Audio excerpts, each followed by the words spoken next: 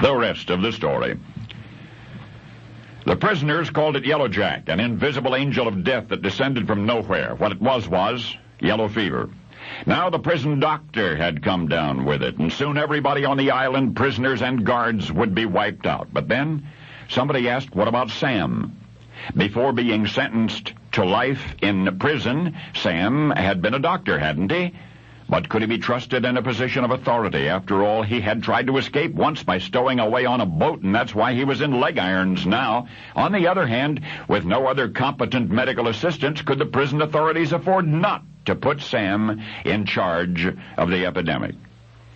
So the order was issued, and Sam was to be relieved of all prison assignments, all restrictions. He was to be given complete medical direction over the crisis situation. What that meant was the word of one prisoner alone was now the law.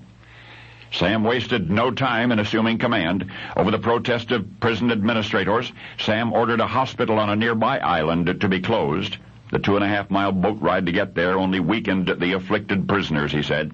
Virtually all who had been treated there had died. And then Sam, over even more vociferous objections, made another demand that the rifle apertures in the prison walls be blasted open with explosives, because the disease must have no hiding place, he declared. And this mandate, too, however reluctantly, was obeyed. September 7.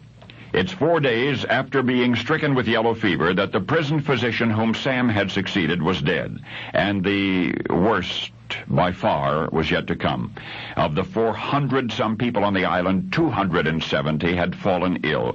By mid-month, death had become an assembly line, with coffins perfunctorily placed beside cots of those expected to die. Sam himself, perpetually exhausted, somehow managed to hang on. Aching and weary, he remained on his feet from dawn till midnight, directing a diminishing corps of helpers, bathing the burning brows, battling an enemy nobody could see. Most of the time it seemed Sam was losing the battle, but he never gave up or gave in. And then 47 days after the outbreak, it became clear the epidemic was declining. 300 had been stricken, and yet incredibly only 40 had died. An amazingly low mortality rate, attributed by prisoners and prison authorities alike to the constant care and considerable skill of Dr. Sam. Only when another physician arrived to relieve him of his duties did Sam yield at last to the disease he had relentlessly resisted. Mercifully, it was only a mild attack from which he recovered in 2 weeks. And there was more good news on the way, for after learning of Sam's splendid accomplishment, the President of the United States granted him a full and unconditional pardon. And Sam, who had been sent to jail for life, was now suddenly and unexpectedly a free man.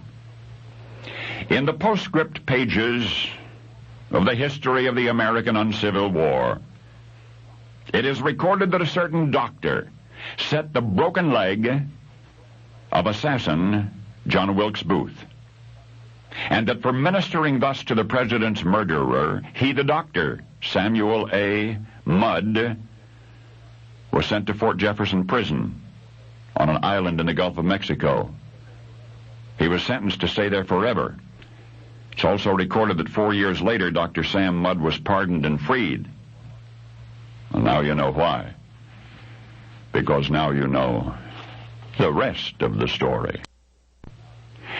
Now you know the rest of the story.